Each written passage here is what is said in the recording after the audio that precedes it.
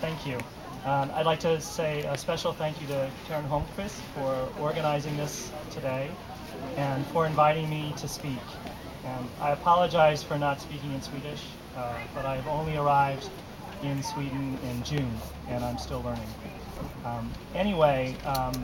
Thank you again for inviting me here to be part of this really spectacular celebration of Swedish-American ties, culture, and history.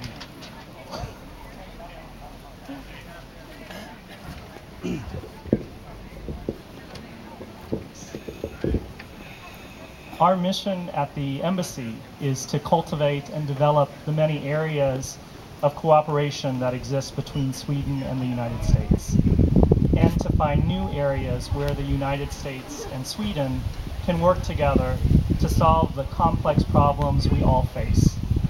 Whether it be in the area of economics and finance, which happen to be my specialty, or trying to combat global challenges such as climate change, working together around the world to solve conflicts, promoting social justice, or helping other countries develop their living standards. Sweden and the United States share common values and common goals. As Secretary of State Hillary Clinton said when she visited Sweden only a few months ago, acting to defend human rights, freedom of speech, freedom of religion, our shared democratic values, America could not ask for a better partner and friend than the government and people of Sweden. One reason for our deep and continuing friendship is our shared history. The vast number of Swedish immigrants who left these shores helped to build the United States, and many of them came from Skåne. They left their mark in all aspects of American society, from our politics to our industry, and perhaps most importantly, in our culture. It is the son of Swedish immigrants that we celebrate here today. Leroy Anderson was born in Cambridge, Massachusetts in 1908. His parents were Swedish immigrants who had come to the United States as children. Leroy Anderson's father, Bror Anton Anderson, came from Övarp, Norreströ, near Kristianstad, here in Skåne. His mother, Anna Margarita Anderson, came from Stockholm. Leroy Anderson began piano and music studies when he was 11, and he displayed his enormous musical talent at an early age by composing, orchestrating, and conducting his high school band when playing the class song at his graduation. His achievements continued as he grew older. He attended Harvard, where he studied music and also displayed a gift for languages. He eventually mastered Danish, Norwegian, Icelandic, German, French, Italian, and Portuguese, in addition to the English and Swedish of his upbringing. For someone who has struggled to learn a few of these languages myself, I know how impressive a feat this is, especially without the benefit of internet, satellite TV, or podcasts. Leroy Anderson continued in music after his graduation and attracted attention through his composing abilities. Following service in the U.S. Army during World War II, he returned to music, and by the early 1950s, he had established himself as a great composer of light concert music. Many of his compositions are still performed today. Perhaps the most well-known and well-loved is Sleigh Ride, which is known to virtually every American through its wide use in television, films, and of course the radio during Christmas time. This song has become so intertwined with American culture that our celebration of the holidays would be bereft without it. Many of his compositions have become a part of American culture through their use as themes in both radio and television. It is also a testament to his skill and innovative use of objects not typically used in musical pieces, such as the sounds of a typewriter or a clock, that have kept his compositions modern and fresh, despite them being composed more than a half a century ago. In 2010, 35 years after Leroy Anderson passed away, his widow, Mrs. Eleanor Anderson established the Leroy Anderson Foundation.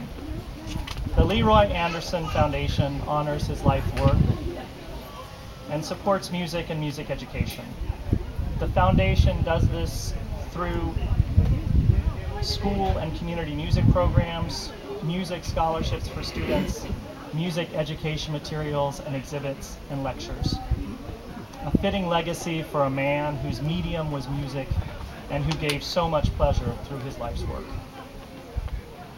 Leroy Anderson's compositions reflect well his Swedish ancestry. Innovative and distinctly modern, a description that is apt for many things produced in Sweden. As we celebrate Sweden and America here today, Leroy Anderson's life and legacy illustrate his love of his own country and the country of his parents and forefathers. His service in World War II and his lasting imprint on American culture make him quintessentially American, while at the same time his love of the Swedish language and his numerous trips to Sweden to see the land where his parents came from also show his deep and abiding affection for his Swedish heritage. This embrace of the future and respect for the past are two traits shared not just by Leroy Anderson, but are also hallmarks of both the United States and Sweden.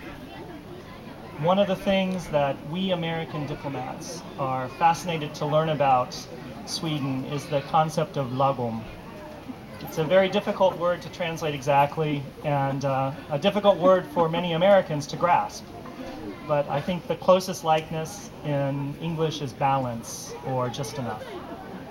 What makes this concept particularly fascinating is how sensible and pervasive it is in Swedish culture. Whether it is used to describe the work-life balance or how much one should eat at the dinner table, lagom expresses an intelligent way of looking at life. Just enough, not too much. I believe that this idea of balance also applies to many Swedish Americans, like Leroy Anderson. By incorporating elements from both countries and cultures that complement each other and result in the creation of something unique and extraordinary. And with that, I would like to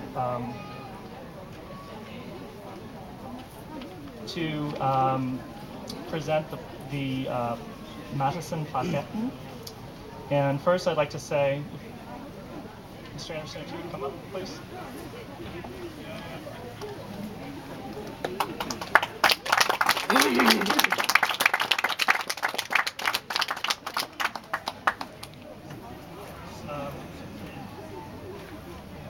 So the motivering för Hans Madison-plaketten, Rolf Anderson har som vicepresident i Leroy Anderson Foundation bidragit till att bevara och föra ut sin faders musik i världen.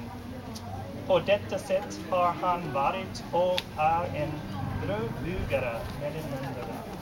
So in English, Rolf Anderson is the vice president of the Leroy Anderson Foundation and has made extensive contributions to preserving and bringing his father's music in the world. In this way, he has been and will continue to be a bridge builder between countries. So.